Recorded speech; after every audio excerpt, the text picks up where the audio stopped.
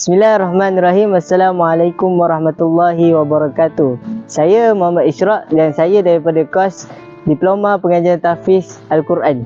Jadi di sini saya ada 3 orang lagi ahli kumpulan saya yang bernama Taufik, Syauqi dan Muaz. Hari ini kami diberi tugas untuk menceritakan sebuah kisah. Kisah yang di mana kisah seorang nabi kita, nabi yang unggul. Seperti mana yang kita ketahui, Maryam binti Imran, ia ialah seorang yang terkenal di dalam Al-Quran, yang di mana seorang yang dijanjikan syurga di atas ketakwaannya, kehebatannya, kesabarannya, macam mana dia mengharungi segala ujian yang diuji oleh Allah Subhanahu Wa Taala. Kedua mempunyai keinginan yang sama untuk mendapatkan seorang cahaya mata, iaitu dikurniakan seorang anak.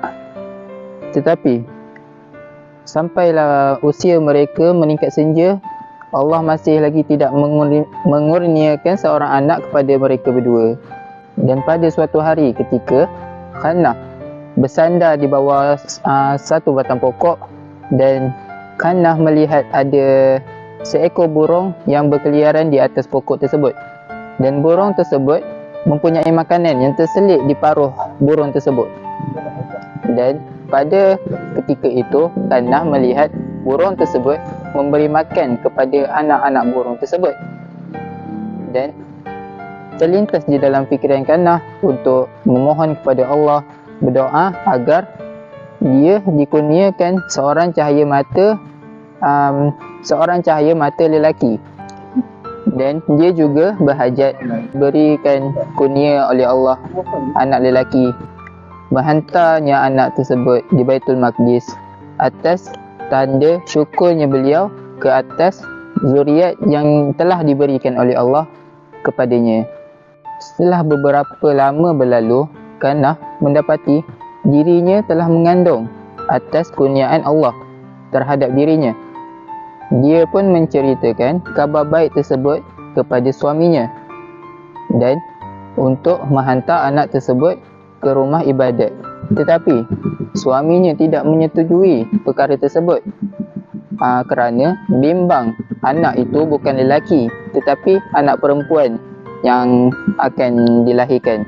Dan pada suatu hari, dengan kuasa Allah yang Maha Esa, suaminya iaitu Imran ditakdirkan meninggal dunia sebelum beliau melihat anak mereka dilahirkan. Hanya kepada saudaranya sahaja tempat beliau mengadu kesedihan beliau, iaitu Isha dan Zakaria. Kemudian Maryam telah dipelihara oleh Zakaria dan bersama isterinya dengan penuh kasih sayang. Hinggalah mereka dewasa, Zakaria telah membinakan sebuah kamar yang khusus untuk Maryam untuk beribadah kepada Allah Subhanahu Wa Taala. Dapat dilihat kekuatan imannya dan ibadahnya kepada Allah Subhanahu Wa Taala sehingga beliau berpuasa di siang hari dan beribadah di malam hari. Kemudian kisah yang paling besar terjadi kepada Maryam adalah apabila beliau telah mengandung, walaupun Maryam adalah seorang wanita yang menjaga kesuciannya, tetapi itu adalah kurniaan Allah yang Maha Kuasa. Ketika itu malaikat telah datang ke rumah Maryam dan dalam keadaan menyerupai seorang manusia, yang memberi perkhabaran kepada Maryam bahawa beliau akan mengandung satu hari nanti. Setelah beberapa bulan kemudian, Siti Maryam merasa kesakitan yang amat dahsyat. Lalu dia telah pergi ke pohon tamar, dan turunlah wahyu untuk memakan sebiji tamar untuk meredakan kesakitannya. Setelah memakan buah tamar tersebut,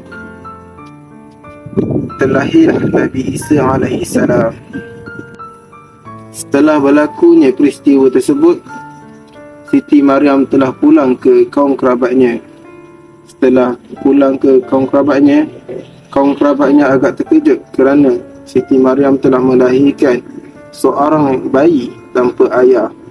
Lantas kaum kerabatnya telah menghina dan mencaci Siti Maryam kerana telah membuat keburukan.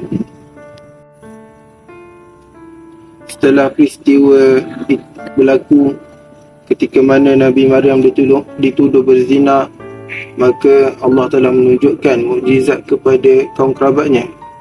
Nabi Isa alaihissalam berkata ketika beliau masih bayi, beliau telah berkata kepada kaum kerabatnya, qala inni abdullahi ataniyal kitab wa ja'alani nabiyya, di mana mafhumnya dia Isa berkata, sesungguhnya aku hamba Allah, dia yang telah memberi kepadaku kitab Injil dan dia telah menjadikanku seorang nabi.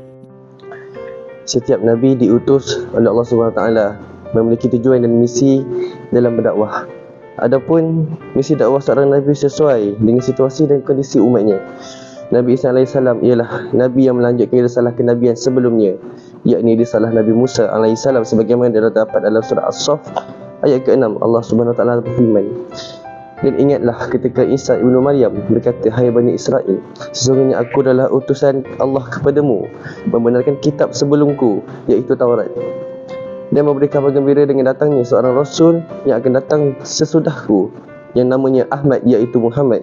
Maka tatkala Rasul itu datang kepada mereka dengan membawa bukti-bukti yang nyata, mereka berkata, ini adalah sihir yang nyata. Sejak usia 6 tahun, Nabi Isa sudah memasuki perguruan Taurat. Ia memahami hukum Taurat lebih cepat berbandingkan dengan anak-anak seusianya. Pada usia 12 tahun, dia bertanya jawab soal Taurat dengan orang-orang Yahudi yang jauh lebih tua, baik soal hukum sampai soal ketuhanan. Setelah Nabi Isa AS berumur 30 tahun, Malaikat Jibril datang sebagai utusan Allah SWT untuk mengangkat Isa AS menjadi Rasul Allah, menyambung pelajaran yang pernah diajarkan oleh Rasul-Rasul sebelumnya, dan memberi kabar kepada manusia tentang kelahiran seorang Nabi terakhir, yakni Nabi Muhammad SAW. Dalam Al-Quran tidak dijelaskan bila Nabi Isa AS diangkat menjadi Nabi dan di mana tempatnya. Akan tetapi, perintah kenabian Nabi Isa AS dikenal sejak ia lahir dan sejak ia berbicara kepada Bani Israel ketika masih dalam buaian.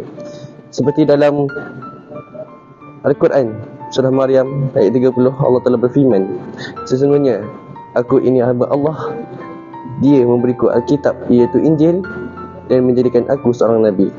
Salah satu tujuan Nabi Isa AS yakni memberitakan bahawa di kemudian hari akan diutus oleh Allah SWT seorang Rasul, yakni Nabi Muhammad SAW, yang dikenali yang dibekalkan oleh sebuah kitab suci Al-Quran yang berisi ajaran-ajaran Allah SWT, yang membenarkan kitab-kitab suci sebelumnya yang akan disampaikan kepada manusia. Nabi Isa AS semakin berani mengoreksi para ulama Yahudi yang dianggap menyeleweng dalam ajaran Taurat. Dalam berdakwah Nabi Isa AS terkenal sebagai seorang yang sering berkelana, iaitu berpindah randah tempat untuk membawa kabar gembira akan keselamatan. Di perjalanan Nabi Isa AS melarang pengikutnya membawa tongkat bekal uang, iaitu duit dan senjata. Sekian dari kami berempat dalam menceritakan tentang kisah-kisah Nabi Isa AS dan juga Maryam. Semoga apa yang kita dapat dengar pada hari ini dapat kita kongsikan dengan orang yang belum tahu, dan jika orang sudah tahu, boleh kita ingatkan beliau semula tentang kisah-kisah dan teladan tentang Nabi Isa AS. Dan tidak lupa juga kita pada akhir zaman nanti, Nabi Isa AS juga akan turun ke bumi demi menyelamatkan umat-umat Nabi Muhammad SAW dari fitnah Al-Masih Ad-Dajjal. InsyaAllah bersama-sama kita doa agar kita selamat dari fitnah Ad-Dajjal. Jadi apa yang salah kami mohon maaf, segala kekurangan, salah dan silap. Jika ada yang kurang, ada yang salah dari segi pertuturan dan percakapan dan ilmu kami kepada kalian, mohon tulis di ruangan komen. Apa yang baik itu hanyalah datang daripada Allah SWT, dan yang buruk itu datang daripada kekurangan kami sendiri. Dengan ini kami mengucapkan ribuan terima kasih dan Assalamualaikum.